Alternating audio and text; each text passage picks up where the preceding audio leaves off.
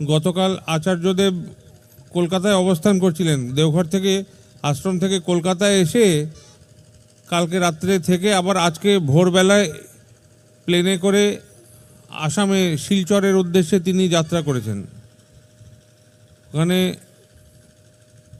ওই আসামের বরাক উপত্যকা আর ত্রিপুরা রাজ্য তিনি পরিভ্রমণ করবেন। তো সব জায়গাতেই একটা আলোড়ন সৃষ্টি হয়েছে।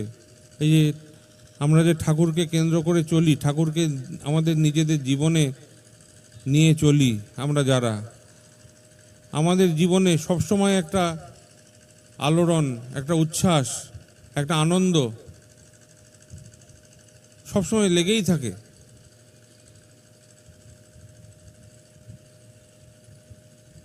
কিছু না কিছু ঘটনা ঘটেই চলেছে।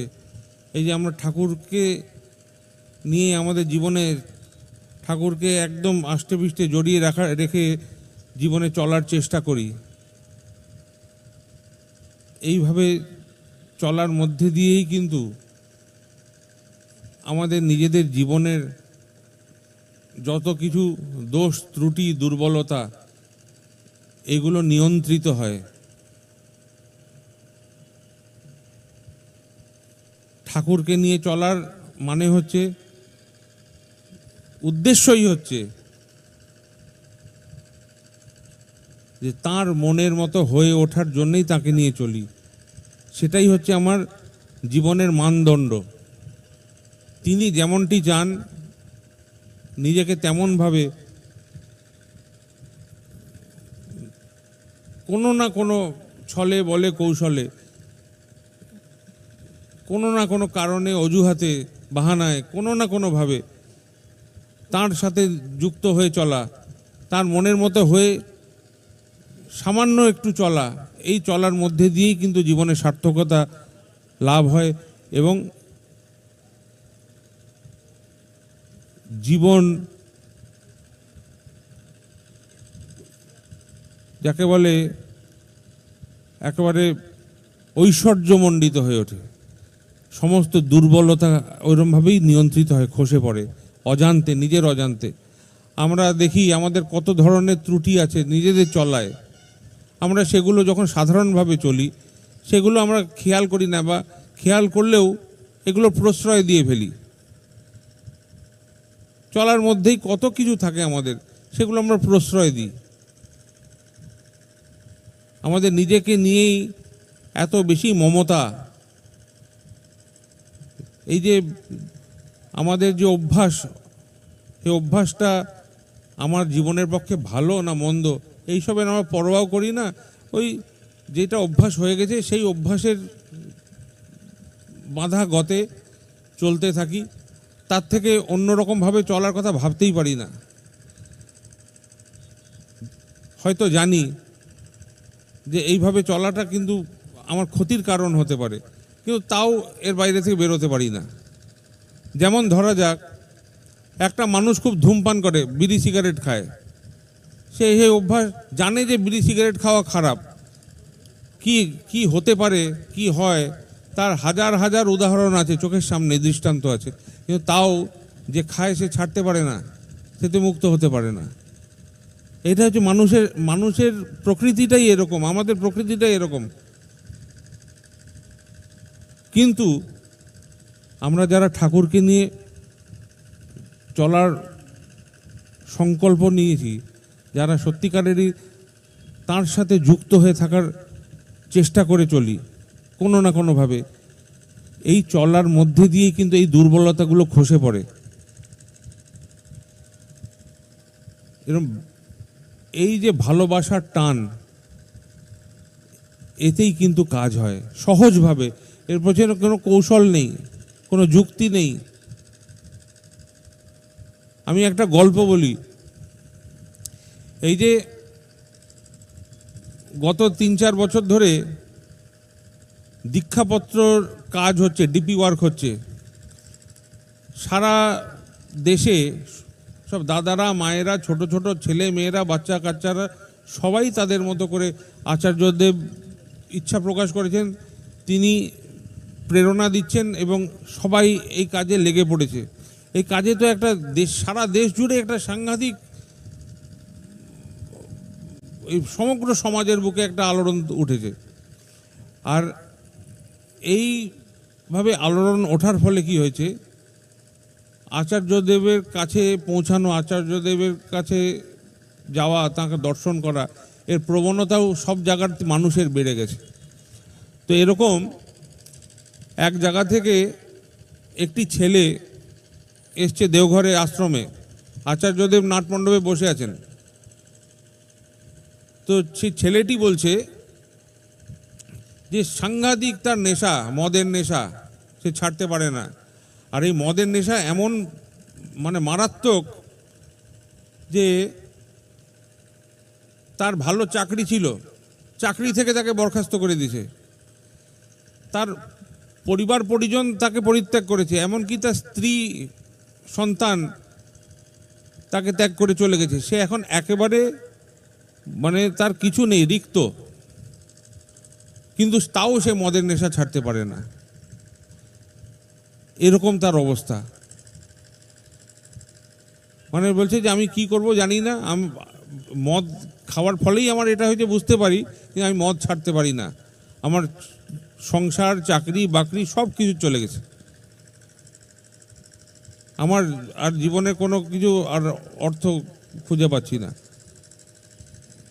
আচার্যদেব তাকে ভরসা দিয়ে শুধু বললেন যে তোদের ওখানে যারা এই যে ডিপি ওয়ার্কের কাজ করে, তুই তাদের সাথে সাথে ঘুরবি, এইটা একটু মন দিয়ে আমার কথাটা তুই শোন, আর কিচ্ছু করতে হবে না, তোর মদ খা কোনো অসুবিধা নেই, তুই সারাদিন ধরে, তোর তো এখন কোনো কাজ নেই, তুই এই তোদের অঞ্চলে যারা কাজ করে, তারা যাজন করতে যায়, বেরোয়, তাদের সাথে সাথে থাকবি, তাদের সাথে সাথে থাকবি, তাদের সহযোগিতা করবি, যদি ইচ্ছে করে মুখ দিয়ে কোনো কথা বেরোয় ঠাকুরের কথা বলবি, নাহলে তাদের সাথে সাথেই ঘুরে বেড়াস। শুধু এইটুকু কথা বলেন, আর কিচ্ছু বলেননি। তারপর সে প্রণাম করে চলে গেল। তার 7-8 মাস পরে, আরো কম বেশি হতে পারে, অত আমার খেয়াল নেই, সেই ছেলেটি পাশে একটা বউ, একটা বাচ্চা, সে প্রণাম করে বলছে যে দাদা, এই আপনার আশীর্বাদে আমার পরিবারকে আমি আবার ফিরে পেয়েছি, আমার জীবন পাল্টে গেছে। বলে কি করে? ওই আপনি যে বললেন যে এই যে যারা ডিপি ওয়ার্ক করে তাদের সাথে সাথে ঘুরতে, আমি তো ঘোরা আরম্ভ করলাম, আর সবসময় ছলছুতো খুঁজি, ভাবি যে কখন সুযোগ পাবো একটু মদ খেতে যাব, কিন্তু দেখি যে আর আমার সময় হয় না, এদের সাথে ঘুরে ঘুরে কেমন একটা মশগুল হয়ে থাকি যে আমি সময় পাই না, দিন রাত কোথা দিয়ে কেটে যায়, আমি সময় পাচ্ছি না মদ খাওয়ার। এই ঠাকুরের কাজ নিয়ে এদের সাথে ঘুরছি, এই গ্রাম সেই গ্রাম যাচ্ছি, এই বাড়ি সেই বাড়ি করে গিয়ে তাদের সাথে সাথে থাকতে থাকতে মুখ দিয়ে ঠাকুরের কথাও বেরিয়ে যাচ্ছে। এরকম করতে করতে কয়েকদিনের মধ্যে দেখলাম যে আমার আর মদ খাওয়ার ইচ্ছেটাই চলে গেছে। তারপরে আমার জীবনটা এমন হয়ে গেল যে আমার বউ নিজে থেকে আমার কাছে ফিরে চলে এলো, আমি কিন্তু ডাকিনি, আমার বউ ফিরে চলে এলো। বলে আমাকে এখন আমার এত আনন্দ হচ্ছে জীবনে, আমি এখন খালি ঠাকুরের কাজ করে যাচ্ছি, আর কিচ্ছু করছি না। বলে তুই, তখন আচার্যদেব বললেন তুই তাই কর, এমনভাবে চল, দেখবি যে একদিন তোর চাকরিও তুই ফিরে পাবি। তার কিছুদিন পরে বললো যে দাদা, আমি আমার চাকরিতে আবার বহাল করে দিয়েছি আমাকে। এটা কিন্তু কোনো অলৌকিক ঘটনা না, আমরা আমাদের জীবনটা যেভাবে খরচ করব আমরা তেমনই জীবন লাভ করব, এটাই প্রকৃতির নিয়ম। আমরা তো জানি না কিসে আমাদের ভালো হয়, কিসে আমাদের মন্দ হয়, আর মন্দের সাথে আমাদের একটা মিতালি থাকেই। যেমন যাদের যাদের ডায়াবেটিস আছে তাদের একটু মিষ্টির দিকে ঝোঁক বেশি থাকে, একটু লুকিয়ে মিষ্টিটা খেয়ে নিই, এই আজকের দিনটাই খেলাম, কাল থেকে আর খাবো না, বা এই রসটা চিপে খেয়ে নিলাম। এই যে লোভটা যে জয় করতে পারলাম না, সেটাই যে আমার মানে মরণকে আরো এগিয়ে নিয়ে আসে, সেটা জানি, তাও লোভটা জয় করতে পারি না। এই হচ্ছে আমাদের, আমরা সাধারণভাবে এমন, কিন্তু দেখা যায় যে যারা সত্যিকারের অকপটভাবে, কোনো ছলচাতুরি কপটতা না, অকপটভাবে তাকে ভালোবাসার চেষ্টা করে, তার সাথে যুক্ত থাকার চেষ্টা করে, তার মনের মতো হয়ে চলার আগ্রহটা অন্তত মাথার মধ্যে আছে। যে সবসময় একটা মানে মনের মধ্যে একটা মানে খিদে আছে যে আমার ঠাকুর যেমন চান আমার তেমন চলা হচ্ছে না, আমাকে এমনভাবে চলতে হবে, কেমনভাবে চলতে পারবো, এই আগ্রহ, এই খিদেটা জাগিয়ে রাখতে হয়। আর এগুলো জেগে থাকে এইভাবে আমরা যখন সম্মিলিত হই। এই সম্মিলিত হয়ে আমরা যখন তাঁর ভাবে ভাবিত হই, এই যে পরস্পরের মধ্যে আমাদের ভাবের আদান প্রদান হয়, তখন সহজভাবে আমাদের কত দোষ ত্রুটি দুর্বলতা যে নিয়ন্ত্রিত হয়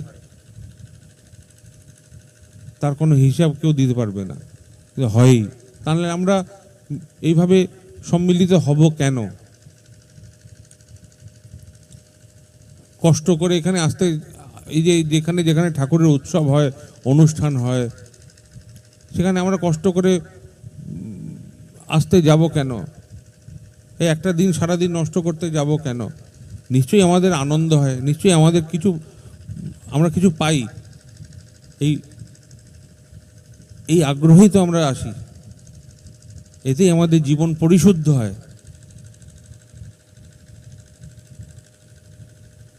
তা নাহলে আজকে রবিবারের দিন, আজকে ছুটি ছাটা, বাচ্চা কাচ্চাদেরও স্কুল ছুটি থাকে, আজকে মানুষ বেড়াতেও যেতে পারে পরিবার নিয়ে, বাড়িতে সবাই একসাথে সময় কাটাতে পারে, ভালো ভালো রান্না বান্না করে খেতে পারে।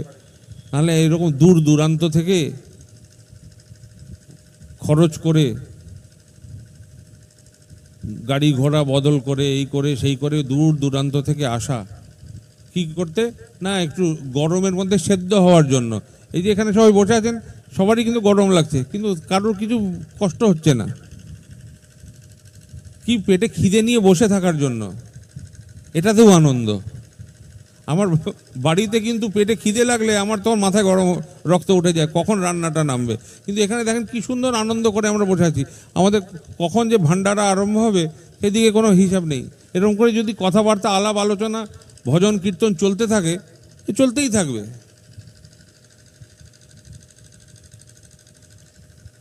গৌহাটিতে একটা উৎসব হয়েছিল, এই ঋত্বিক সম্মেলন, ডিসেম্বর মাসের, এই লকডাউনের আগে, করোনার আগে আমার পিতৃদেব গেছিলেন, শ্রী দাদা। তো মন্দিরে হয়নি, মন্দিরের বাইরে অন্য মাঠে হয়েছিল, বিরাট মাঠে।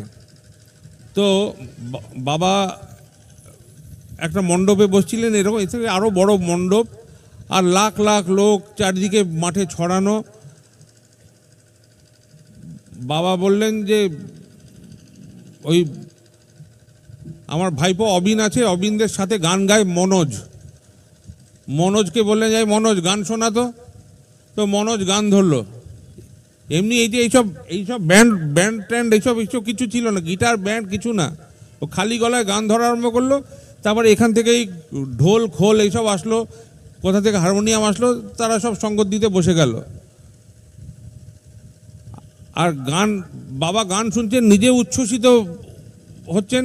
এই যে পরিমণ্ডল সৃষ্টি হলো, পাশের একটা প্যান্ডেলে সাধারণ সভা হওয়ার কথা, সেখানে সভা আরম্ভ হয়েছে, বড় বড় সব বিশিষ্ট সব ঋত্বিক দাদারা বক্তৃতা দেবেন, সেই সব সভা চলছে। আর এই একটা প্যান্ডেলে বাবা বসে আছেন, বাবার দর্শন প্রণাম চলছে, আর এদিকে বাবা ওই যেই স্টেজে বসে আছেন ওখানে একটা কোণায় মনোজ গান গেয়ে যাচ্ছে। এবার কিছুক্ষণ পরে সভা যিনি পরিচালনা করছিলেন সৎসঙ্গের সহ সম্পাদক রাজুদা, শিবানন্দ প্রসাদ, তিনি দেখছি হঠাৎ এসে স্টেজে বসে আছেন, বাবা যেখানে ওখানে নিচে বসে আছেন। আমরা বললাম যে আরে রাজুদা, আপনি এখানে কি করছেন? আপনার সভা? বলছে সভা সব বন্ধ করে দিয়েছি, ওই সবাই এখানে চলে এসছে। তার কিছুক্ষণ পরে আমাদের যিনি আনন্দবাজার পরিচালনা করেন রতনদা দেখছি যে পিছনে, তখন কিন্তু আনন্দবাজার চালু হওয়ার টাইম হয়ে গেছে, তো রতনদা পিছনের থেকে দূরে, স্টেজ থেকে দূরে দেখা যাচ্ছে রতনদা দাঁড়িয়ে দাঁড়িয়ে গান শুনছেন। তারপরে আমি রতনদাকে ফোন করলাম, স্টেজ থেকেই ফোন করলাম যে রতনদা, কি আনন্দবাজার ছেড়ে আপনি? বলছে কোথায় আনন্দবাজার, সব তো এখানে দাদাকে ঘিরে ধরে বসে আছে। হ্যাঁ, যতক্ষণ দাদা এখানে বসে থাকবেন ততক্ষণ কোনো আনন্দবাজার নেই, সবাই এখানেই থাকবে, দাদা ওঠার পরে আরম্ভ হবে। মানে লোককে এখন ডেকে নিয়ে গিয়েও আনন্দবাজারে বসাতে পারছে না। এই হচ্ছে পরিবেশ। এরকম করে ঠাকুরময় পরিমণ্ডল তৈরি করা, তখন আমাদের ভাব, বোধ, চেতনা এমন পর্যায়ে পৌঁছে যায় সহজভাবে, তখন আর কোনো কিছু আমাদের নিজেদের মানে এই তুচ্ছ হওয়া পাওয়া, এইসব, এই যে খিদে তৃষ্ণা, এটা পেলাম না, এই কষ্ট, অমুক শোক দুঃখ কষ্ট ভয় মৃত্যু, এইগুলো আমাদের অভিভূত করে না। ওই সামান্য কিছু সময়, তখনই ওইটাই হচ্ছে মহাজীবন, ওই মহাজীবনের পরশ ওইটাই।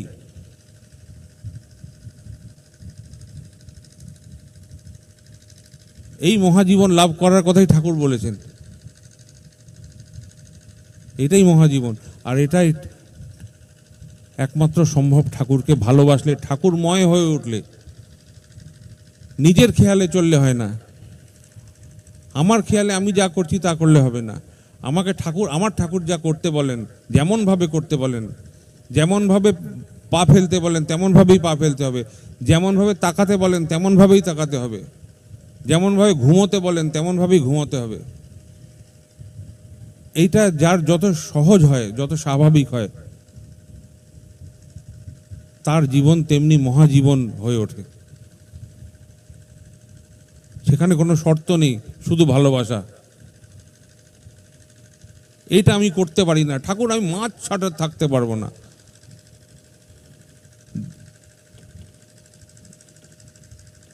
কিছু ছাড়ার কথা বলা হয়নি, ধরার কথা বলা হচ্ছে।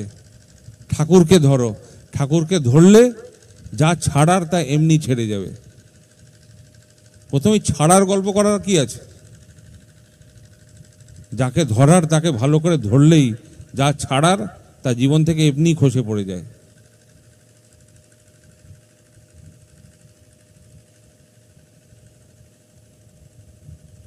এই জন্য এইটা আমি শুধু এই মাছের গল্পটা বললাম ছোট্ট করে। এরকম আমাদের জীবনে কত ধরনের এরকম দুর্বলতার প্রশ্রয় আমরা দিই, আপোষ করে চলি, কম্প্রোমাইজ করি, নিজেদের মতো করে সাজিয়ে নিই। কিন্তু ঠাকুর যেমন ধারা পছন্দ করেন, যেমন ভাবে যা করা পছন্দ করেন, তেমন ভাবে করাটাই আমাদের সাধনা। এটাতেই ঠাকুরত্ব। এই যে সত্যানুসরণ প্রথমে আছে, তোমার ঠাকুরত্ব না জাগলে কেউ তোমার কেন্দ্রও নয়, ঠাকুরও নয়। এই যে ঠাকুরত্ব জাগা মানে আমার ঠাকুর যেমন, আমি আমার এই দেহের মধ্যে, এই ভাণ্ডের মধ্যে আমাকে আমার মতো করে ম্যাক্সিমাম আমার ঠাকুরের মতো হতে হবে, ঠাকুরকে প্রতিফলিত করতে হবে। ঘাসের আগায় একটা শিশিরের বিন্দু, তার উপর যখন সূর্যের আলো পড়ে, সেটার যা ঝলসানি, ওইটার দিকে তাকানো যায় না, চোখ ঝলসে যায়। তাহলে অত বড় সূর্য যে সমস্ত জীব জগতের মানে প্রাণ শক্তি, মানে প্রাণের উৎস, তার শক্তিকে ওই একটা ঘাসের আগায় একটা শিশিরের বিন্দু সে এমনভাবে প্রতিফলিত করছে, যা তার মতো মানে সূর্যের দিকে তাকাতেও চোখ ঝলসে যায়, ওই শিশির বিন্দুর যখন প্রতিফলিত করে সূর্য আলোক তখন তার দিকে তাকালেও চোখ ঝলসে যায়। তাহলে সূর্য সে তার মতো তার মধ্যে যতটুকু সম্ভব ততটুকু সে পূর্ণভাবেই সূর্যকে প্রতিফলিত করছে। একটা ঘাসের আগায় শিশিরের বিন্দু যদি প্রতিফলিত করতে পারে, তা আমরা আমাদের ঠাকুরকে আমাদের জীবন দিয়ে, আমাদের চলা দিয়ে, আমাদের আচরণ দিয়ে আমরা প্রতিফলিত করতে পারবো না? তখন অজুহাত দেবো না, ঠাকুর যা পারেন তা কি আমরা পারি? ঠাকুর সবাইকে ভালোবাসতে পারেন, আমরা কি ভালোবাসতে পারি? আমাদের তো সাধারণ মানুষ, আমাদের তো রাগ ক্ষোভ এইসব থাকবেই, এগুলো তো দুর্বল মানুষ আমরা। তখন অজুহাত দেব। ঠাকুরের মতো হওয়ার জন্যই আমরা ঠাকুরকে ধরেছি।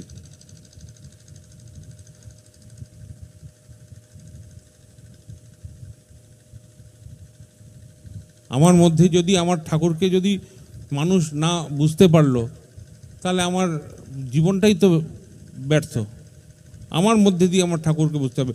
আমার এই সাদা জামা কাপড় দেখে ঠাকুরের মানুষ বলে মনে করবে তা নয়।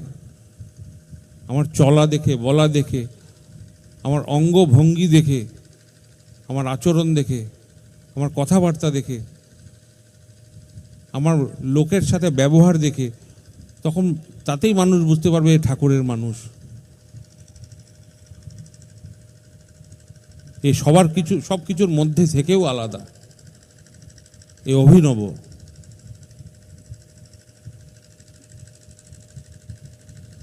আর এটাই হচ্ছে জীবন, এটাই হচ্ছে জীবনের উদ্দেশ্য। এর বাইরে কিন্তু কোনো কিছু করে এই যে হই হই রই রই করে এই যে হলো সব কিছু, আজকে আমরা সব চারদিক থেকে সমবেত হলাম, হই হই করলাম, তারপরে যে যার নিজের দুর্বলতার জগতে ফিরে গেলাম, সেই একই গতানুগতিক জীবন। আজকের দিনটা কিন্তু আসল কথা নয়। আজকের দিনটাতে যে প্রেরণা লাভ করি সেটা আমার সারা বছরে চলায় কি প্রভাব বিস্তার করবে। আমার জীবনে আমার যে এই যে আমার সন্তান, আমার স্ত্রী পুত্র সন্তান, বাবা মা ভাই বোন যারা আছে, আমার পরিবেশ পাড়া পড়োশি যারা আছে, আমার কর্মক্ষেত্রে আমার সহযোগী যারা, সহকর্মী যারা তারা আছে, যাদের সাথে আমি যুক্ত, আমার বন্ধু বান্ধব যারা আছে, তারা আমার থেকে কি লাভ করবে? তাদের কাছে আমি কি প্রেরণা পৌঁছাতে পারবো?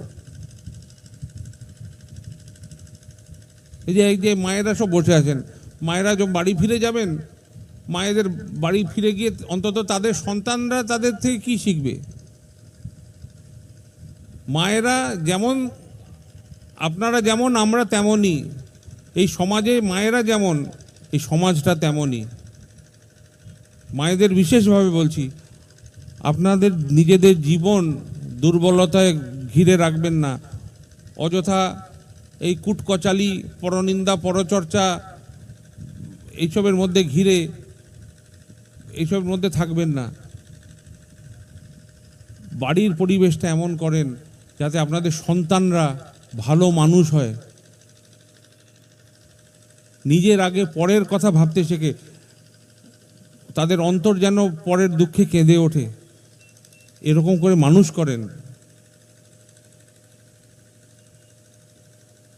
আর তার উপায় হচ্ছে ছোট্টবেলা থেকে, জন্ম থেকে তাদের মধ্যে ঠাকুরকে ঢুকিয়ে দেন, যজন যাজন ইষ্টভৃতি পরায়ণ করে তোলেন। প্রত্যেকটা বাড়ি, আপনারা হচ্ছেন গৃহকর্ত্রী, মায়েদের বিশেষভাবে বলছি, আপনাদের প্রত্যেকের বাড়ি যেন ঠাকুরের মন্দিরের মতো হয়।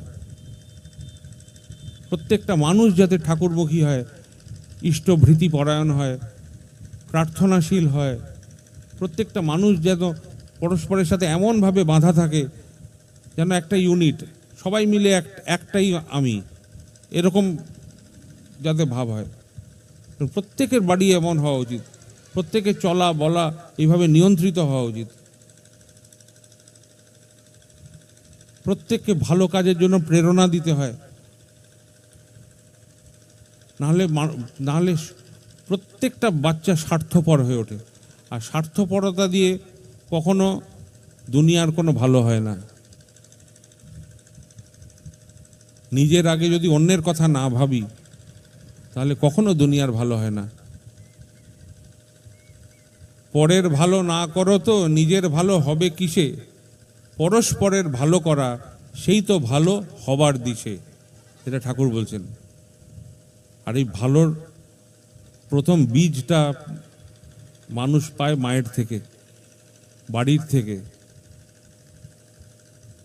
বাড়িটাকেই ঠাকুরমুখী করেন, ঠাকুরের মন্দিরের মতো করে তোলেন, সদাচার সম্পন্ন করেন, পরিষ্কার পরিচ্ছন্ন, যেখানে গেলেই মন আনন্দে ভরে ওঠে, মনটা যাতে বিস্তার লাভ করে, এইভাবে নিজেদের বাড়ির পরিবেশ, নিজেদের মানুষজনের ব্যবহার এমনভাবে করতে হয়। এটা সহজভাবে করা যায়, এটা আচরণের মধ্যে দিয়েই করা যায়।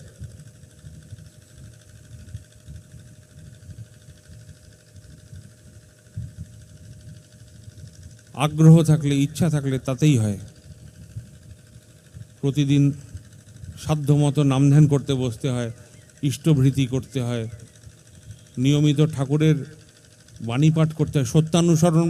আচার্যদেব বলেন অন্ততপক্ষে যে সত্যানুসরণ যে ছোট বইটা আছে, প্রতিদিন সবাই মিলে পাঠ করে আলাপ আলোচনা করতে, একটা বাণী পাঠ করে বলতে যে এটা কি মানে, এটা কেমনভাবে আমরা আমাদের জীবনে এটা পরিপালন করে চলতে পারবো, বা এর কতটা আমরা কিভাবে পরিপালন করে চলি, এই নিয়ে আলাপ আলোচনা করতে হয়। এইভাবে করতে করতেই মানুষ বিস্তার লাভ করে। সহজভাবে চলতে হয়, এটার জন্য আলাদা কোনো কঠিন আলাদা কোনো ব্যাপার না। এই সংসারে থেকেই এইভাবে আমরা করতে পারি।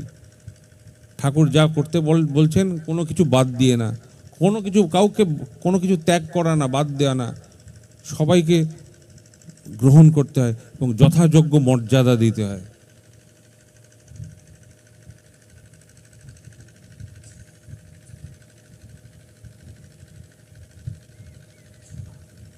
যাজ্ঞে অনেক বকবক করলাম, আপনারাও বিরক্ত হচ্ছেন, আমারও গলা শুকিয়ে যাচ্ছে, এখন থামাটাই ভালো।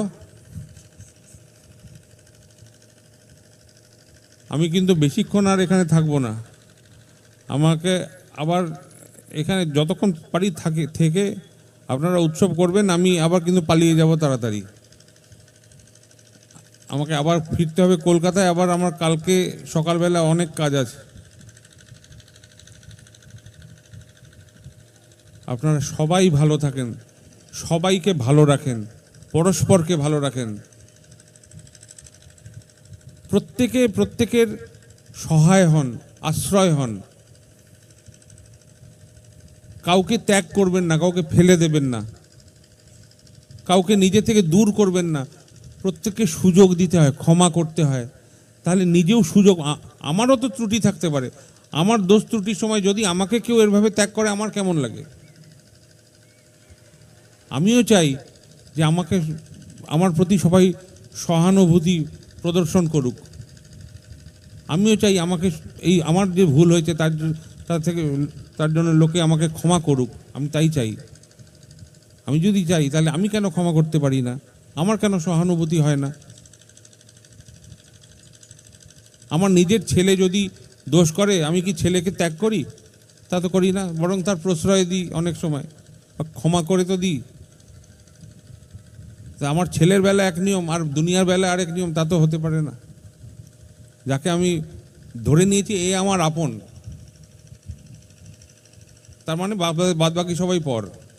আর এদিকে দুনিয়া সবার থেকে কিন্তু আমি আহরণ করি, তার মানে আমি স্বার্থপর।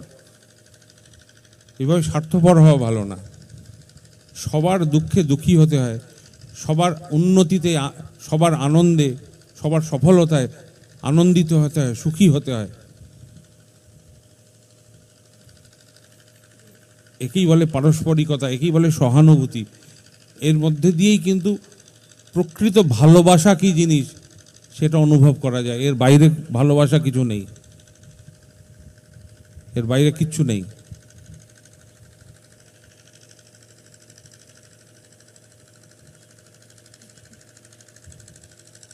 যাকে আপনারা সবাই ভালো থাকেন, ভালোভাবে এই উৎসবের বাকি অংশ যা যা কার্যক্রম আছে সব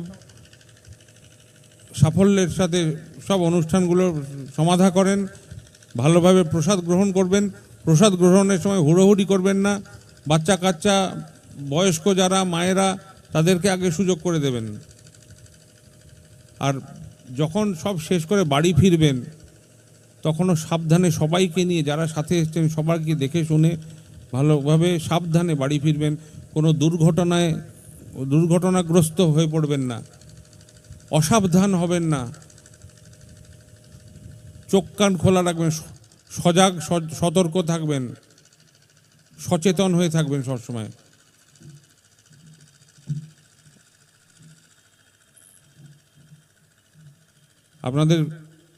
আপনার প্রত্যেকে পরম দয়ালের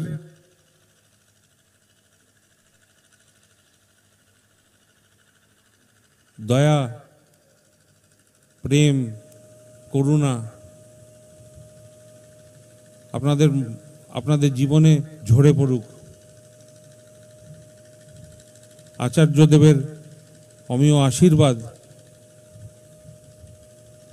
আপনাদের সবাইকে রক্ষা করে চলুক।